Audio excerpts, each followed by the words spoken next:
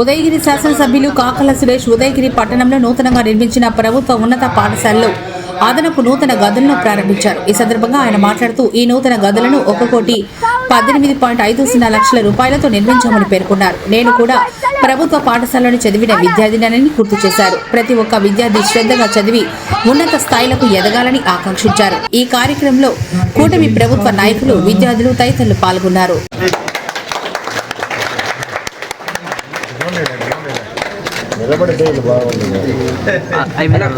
Grace the stage, sir, and our honorable deputy education officer Sri M.V. Janakiram garu, please come on to us and grace the stage, sir.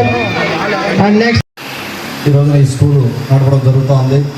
మన JD గారు చెప్పినట్టుగా 500 target పెట్టుకొని principal గారు ముందుకు వెళ్తామని చెప్పారు. సంతోషం అది. నేను కూడా గవర్నమెంట్ హై స్కూల్లోనే చదివాను. మీరు నన్ను ఒక్కరిని ఎక్సెప్షన్ చేశారన్నాగా.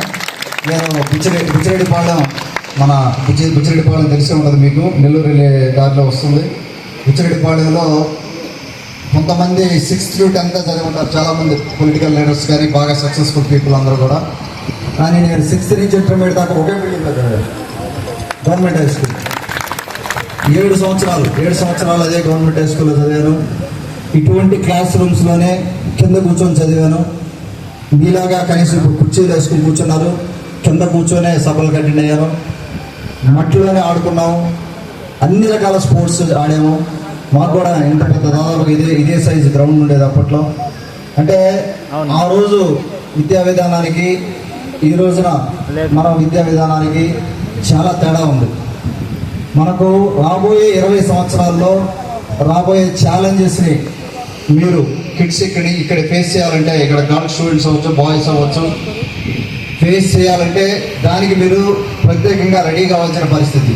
కేవలం నాకు బుక్ ఇచ్చారు, నేను ఒక 5-6 సబ్జెక్టులు తీసుకున్నాను, దాంట్లో 90% 95% బుక్స్లో నాలెడ్జ్ ఉంది, ఎగ్జామ్స్లో వచ్చిందంటే మటుకు మనం సక్సెస్ వైపు వెళ్ళలేము. నాకున్న నాలెడ్జ్ చెప్తా ఉన్నాను నేను.